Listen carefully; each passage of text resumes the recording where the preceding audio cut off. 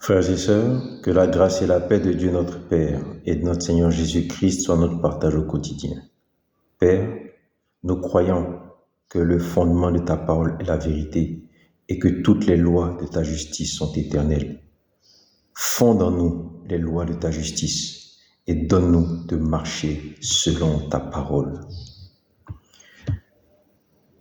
Dieu, avant la création du monde, lorsqu'il nous a créés, nous a élus en Jésus-Christ pour que nous soyons saints et irrépréhensibles devant sa face pour une raison précise. Il nous avait prédestinés à être par Jésus-Christ pour lui des fils d'adoption. C'est une identité qui ne dépend ni de toi ni de moi. Une identité qui ne dépend ni de notre statut de croyant ou pas. C'est une identité qui nous a été attribuée par la volonté de Dieu avant même que le monde ait été fondé et que le premier homme ait été formé sur cette terre. Cette identité, Adam l'a eue lorsqu'il a été formé, mais il l'a perdue.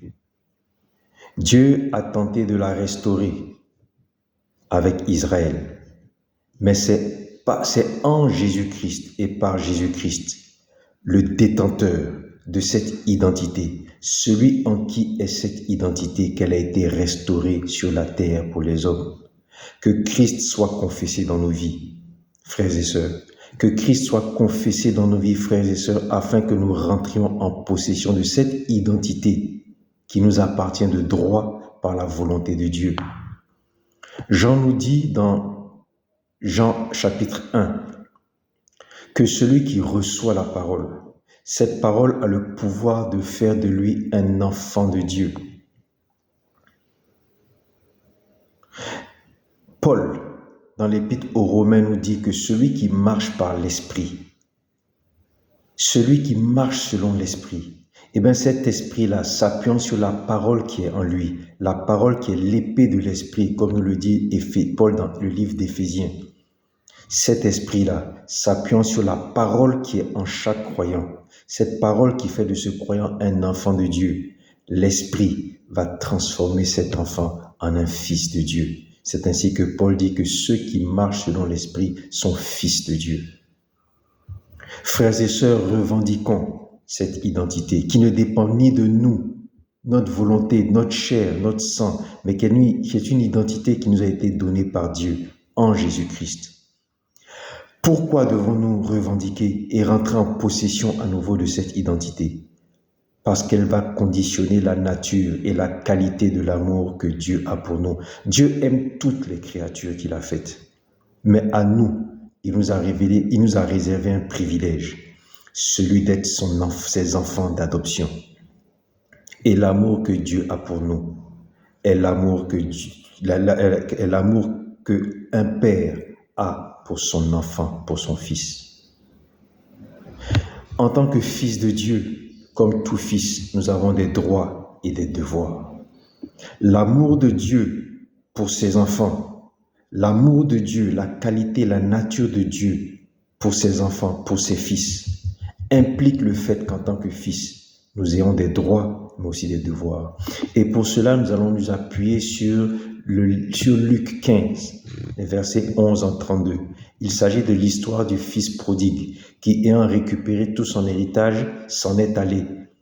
Puis, ayant dilapidé cet héritage-là, est revenu au Père. Luc 15, versets 11 à 32, va nous permettre de partager et de comprendre la nature des droits et des devoirs que nous avons en tant que fils. Nous n'allons pas tout lire parce que c'est long. Mais c'est notre texte de base et de référence, Luc 15, versets 11 à 32. En tant que fils de Dieu, nous sommes héritiers. Nous sommes héritiers. Que nous dit le texte de Luc 15? À partir du verset 25. Nous sommes donc après que le fils prodigue soit revenu à la maison et qu'il ait été accueilli par le Père. Luc 15, verset 25, il est dit « Or, le fils aîné était dans les champs. Lorsqu'il revint et approcha de la maison, il entendit la musique et les danses. » Verset 28, « Il se mit en colère et ne voulut pas entrer. Son père sortit et le pria d'entrer. » Verset 31, Le père lui dit au fils aîné, « Mon enfant, lui dit le père, tu es toujours avec moi et tout ce que j'ai est à toi. » En tant que fils, nous sommes héritiers. C'est ce que Jean nous dit dans le chapitre 16. Jean 16, versets 13 à 15. Il est écrit, Jean 16, versets 13 à 15. « Quand le Consolateur sera venu, l'Esprit de vérité, il vous conduira dans toute la vérité, car il ne parlera pas de lui-même, mais il dira tout ce qu'il aura entendu, et il vous annoncera les choses à venir. Il me glorifiera, parce qu'il prendra de ce qui est à moi et vous l'annoncera. » Verset 15. « Tout ce que le Père a est à moi. C'est pourquoi j'ai dit qu'il prend de ce qui est à moi et qu'il vous l'annoncera. » Jean retranscrit ici les propos de Jésus. Jean nous rapporte des propos de Jésus et il dit que Jésus a dit, tout ce que le Père a est à moi. Jésus, le Fils engendré, est héritier. Et il dit, tout ce que le Père a est à moi. Romains 8, versets 13, 14, 16 et 17. C'est Paul qui s'adresse aux Romains dans une épître. Il dit, « Si vous vivez selon la chair, vous mourrez, mais si par l'Esprit vous faites mourir les actions du corps, vous vivrez. Car tous ceux qui sont conduits par l'Esprit de Dieu sont fils de Dieu. L'Esprit lui-même rend témoignage à notre esprit que nous sommes enfants de Dieu. Or, verset 17, « Or, si nous sommes enfants, nous sommes aussi héritiers. Héritiers de Dieu et co-héritiers de Christ, si toutefois nous souffrons avec lui, afin d'être glorifiés avec lui. » Je répète encore cette phrase. Or, si nous sommes enfants, nous sommes aussi héritiers. Héritiers de Dieu et co-héritiers de Christ, si toutefois nous souffrons avec lui, afin d'être glorifiés avec lui. Il n'est pas dit ici, si toutefois nous sommes à la tête et pas à la queue, si nous prospérons à tous égards. Il n'est pas écrit ici, si nous sommes des leaders, si nous dominons. Non, il est dit ici que nous sommes héritiers de Dieu et co-héritiers de Christ, si toutefois nous souffrons avec lui afin d'être glorifiés avec lui. Et si donc nous sommes héritiers de Dieu et co-héritiers de Christ, conformément à Jean 16 au verset 15, tout ce que le Père a est aussi à nous, parce que Christ a dit dans Jean 16 au verset 15, tout ce que le Père a est à moi, c'est pourquoi j'ai dit que le Saint-Esprit prend de ce qui est à moi pour vous l'annoncer. Alléluia. Nous allons lire un dernier passage, Galates 3. Galates 3, verset 29. Paul s'adressant aux Galates dit, « Si vous êtes à Christ, vous êtes donc la postérité d'Abraham, héritier selon la promesse. » Et quelle est la promesse qui a été faite à Abraham dont nous sommes héritiers? Eh bien, cette promesse est que toutes les nations seraient bénies en la postérité d'Abraham.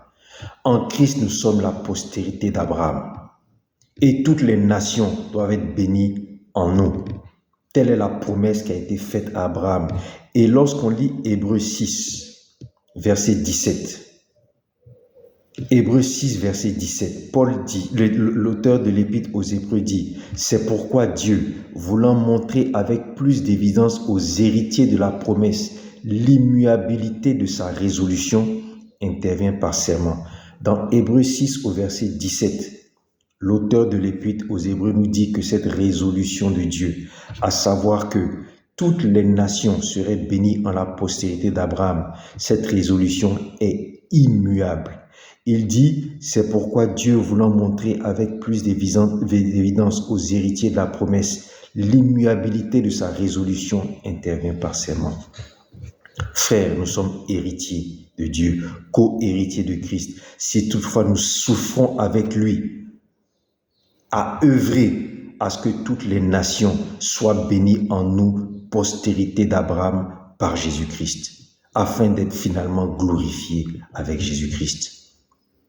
En tant que fils, nous sommes héritiers de Dieu, héritiers de la promesse, héritiers de cette résolution immuable de Dieu qui est que toutes les nations soient bénies en nous, par Jésus-Christ, en tant que postérité d'Abraham.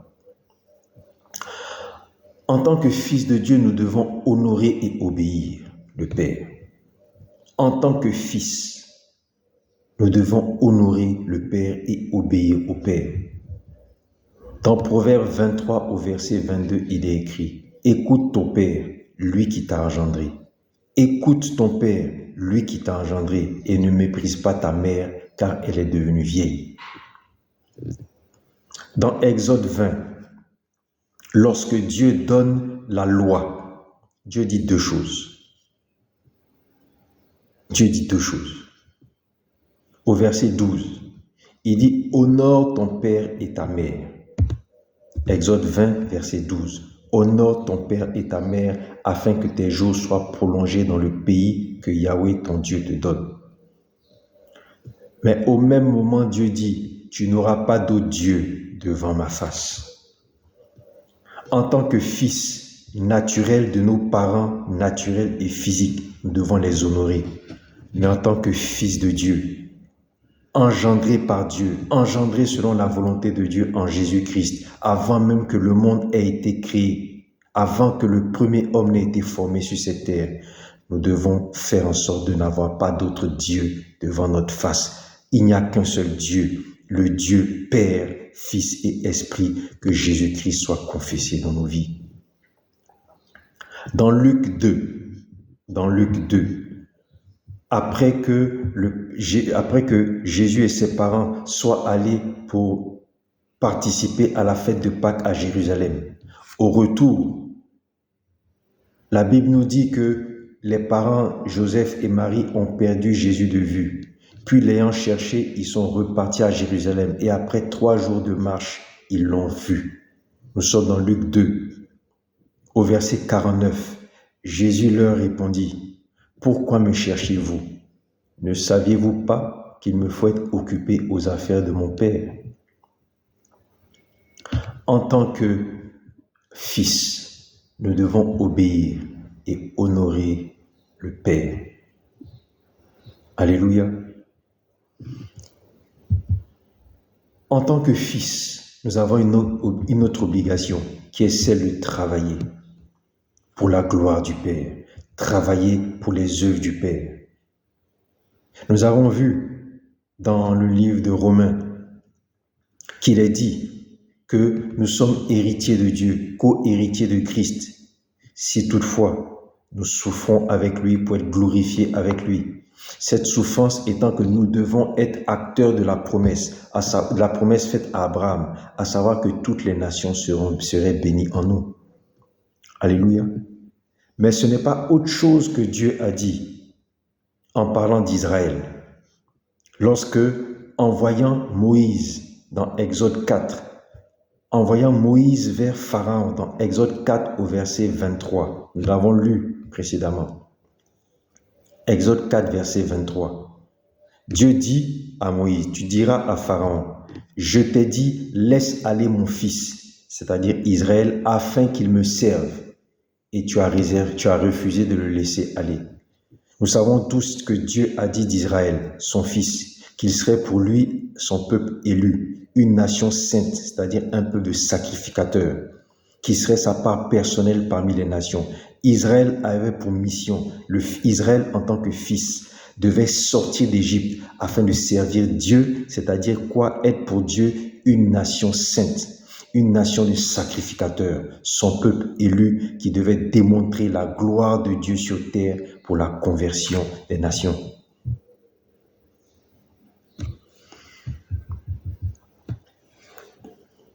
Le fils, en tant que fils, le fils ne demeure pas oisif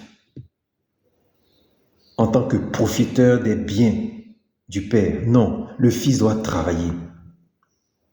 Lorsque nous prenons la parabole, nous prenons l'histoire du fils prodigue, dans Luc 15 au verset 25, il nous est dit quoi? Que le fils aîné était dans les champs. Et c'est étant dans les champs qu'il est revenu à la maison, qu'il a entendu la musique et les danses, qu'il s'est mis en colère et qu'après le Père lui a dit, mais tu es toujours avec moi et tout ce qui est toi est à moi. Le Fils était dans le champ.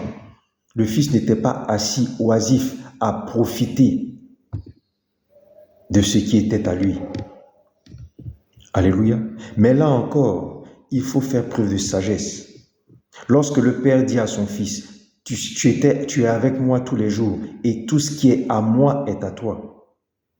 Est-ce que la femme du Père est au Fils? Lorsque le Père dit, tout ce qui est à moi est à toi, il faut le comprendre avec la sagesse de l'Esprit de Dieu. Lorsque Jésus dit, tout ce qui est au Père est à moi, dans Jean 15, 16, c'est pourquoi je vous ai dit que le Saint-Esprit prendra de ce qui est à moi pour vous le donner. Et que dans Romains 8, Paul nous dit que nous sommes héritiers de Dieu, co-héritiers de Christ, ce qui fait que tout ce qui est au Père est à nous. Nous devons le comprendre avec la sagesse du Saint-Esprit. Alléluia. Christ a déclaré être venu sur terre, non comme celui qui se met à table, mais comme celui qui sert. Alléluia. Dans le livre de Luc, Christ dit qu'il est venu non comme celui qui se met à table, mais comme celui qui sert. Lisons le livre de Luc 22, versets 25 à 30. Luc 22, versets 25 à 30. Jésus leur dit, les rois des nations les maîtrisent, et ceux qui dominent les nations sont appelés bienfaiteurs. Mais Christ n'est pas venu pour maîtriser les nations. Christ n'est pas venu pour être appelé bienfaiteur. Les rois sont appelés bienfaiteurs. Ceux qui maîtrisent les nations sont appelés bienfaiteurs. Mais Christ dit au verset 26 qu'il n'en soit pas de même pour vous, mais que le plus grand parmi vous soit comme le plus petit et celui qui gouverne comme celui qui sert. Luc 22, verset 27. Car quel est le plus grand, celui qui est à table ou celui qui sert? N'est-ce pas celui qui est à table? Et moi cependant je suis au milieu de vous comme celui qui sert. Vous êtes ceux qui avez persévéré avec moi dans mes épreuves. C'est pourquoi je dispose du royaume en votre faveur, comme mon Père en a disposé en ma faveur, afin que vous mangiez et buvez à ma table dans mon royaume. Sur cette terre, héritier de Dieu, co-héritier de Christ, nous devons travailler à ce que le royaume de Dieu soit glorifié. En tant que fils, nous devons travailler. En tant qu'héritier, nous devons travailler afin que le royaume de Dieu soit glorifié sur cette terre, comme celui qui sert. Car Christ dit, là où nous serons à table avec lui, là où nous mangerons et nous boirons avec lui, c'est dans son royaume, le royaume céleste. C'est une promesse. En tant que fils, nous avons des droits parce que nous sommes héritiers et ce qui est au Père est à nous. Mais nous avons aussi des devoirs. Nous devons obéir et honorer le Père, Dieu, en n'ayant aucun autre Dieu devant notre face. Aucun autre Dieu devant notre face. Nous devons travailler comme Jésus-Christ a travaillé, comme Jésus-Christ a dit dans Luc 2. Ne saviez-vous pas? Pourquoi me cherchez-vous? Luc 2, 49. Pourquoi me cherchez-vous? Ne saviez-vous pas qu'il me faut être occupé aux affaires de mon Père? En tant que fils, nous devons faire fructifier les affaires du Père. En tant que citoyens du royaume, nous devons œuvrer à faire prospérer le royaume de Dieu sur cette terre. Alléluia. Exactement comme dans la parabole des 5 talents, où il nous est dit, il en sera, dans le livre de Luc, toujours, dans le livre de Luc, il est dit, il en sera d'un homme. Il en sera comme d'un homme qui, partant pour un voyage, appela ses serviteurs et leur remit ses biens. Il s'agit de la parabole des 5 talents. Il en sera comme d'un homme qui, partant pour un voyage, appela ses serviteurs et leur remit ses biens. La Bible nous dit ensuite au verset 20 que celui qui avait reçu les 5 talents s'approcha et en apportant 5 autres talents. Et il dit, Seigneur, tu m'as remis 5 talents, voici j'en ai gagné 5 autres. Son maître lui dit, c'est bien, bon et fidèle serviteur. Mais celui à qui on a remis un talent et qui n'a pas fait fructifier ce talent, qu'est-ce que Dieu a dit de lui? Ôtez-lui donc le talent, donnez-le à celui qui a les 10 talents, car on donnera à celui qui a, et il sera dans l'abondance. Mais à celui qui n'a pas, on ôtera même ce qu'il a. Le serviteur inutile, jetez-le dans les ténèbres du dehors. En tant que fils, nous héritons l'amour de Dieu. Nous héritons un amour spécial, privilégié de Dieu.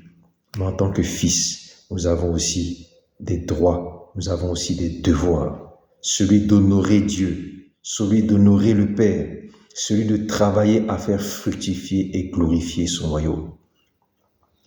Frères et sœurs en Jésus-Christ, récupérons l'identité qui a été perdue en Éden, afin de rentrer en possession de notre héritage, après avoir travaillé à faire fructifier, à faire glorifier le royaume de Dieu sur terre, comme Christ lui-même l'a fait, en qualité de celui qui sert, et non pas de celui qui domine et qui règne sur ce monde. Que Christ, Jésus-Christ, soit confessé dans nos vies et que nous marchions par le Saint-Esprit. Que la grâce et la paix de Dieu notre Père et de notre Seigneur Jésus-Christ soient notre partage au quotidien.